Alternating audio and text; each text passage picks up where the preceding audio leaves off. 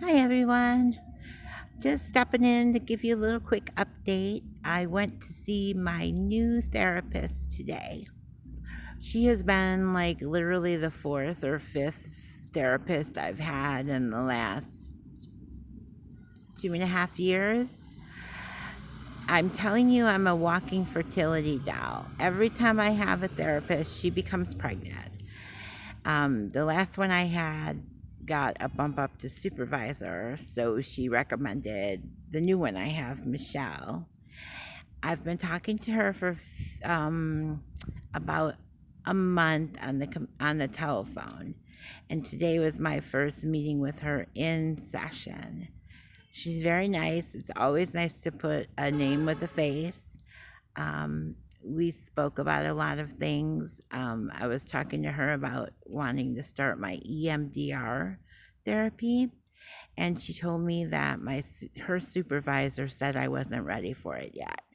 So today I was kind of like, you know what? I'm going to ask why. Why is it that they think I'm not ready?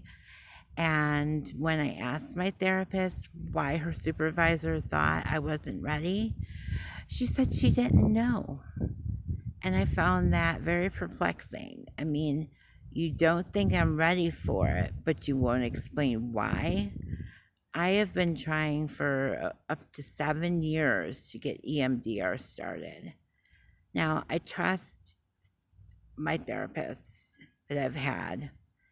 Um, I'm sure Michelle's a good therapist, but I can't trust, I can't say I have trust in her because I've only met her once. But I've spoken to her for a month, and I trust the job of therapy. I am a big believer in it. I started it very, very long ago. I was put on a PINS petition by my mother, which stands for a person in need of supervision. I was acting out a lot when I became a teenager, and my mother was not going to have it, so she put it through the court system. And part of my probation when I was 15 was court ordered psychiatry. So I have been in the therapy game for well over 30 years. And even before then, we tried family therapy as a child. So I trust therapy, and I would always recommend having a therapist. I can't imagine my life without one. But it is a little perplexing that they say I'm not ready for the EMDR, but they are the professionals, so I'll leave that in their hands.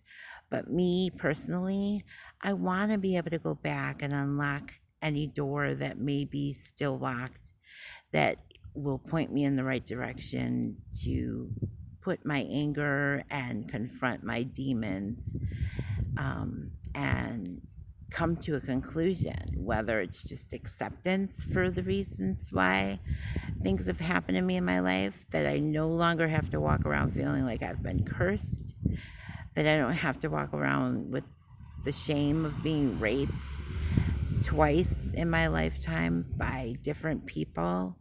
And the last time I was raped continuously by a step parent that was in my life for the ages of 9 to 12, I believe. And those are very formative years. And I still carry the emotional scars from that. But I just feel like it's time for me to finally find that door and unlock the door and meet it head on. I'm not going to lie, I will be scared, but I know that I have a nice support system. My husband, he supports me so well in all my endeavors and encourages me. He really doesn't like to hear me talk too much about my past because it makes him very angry. He wants to go and kill my stepfather.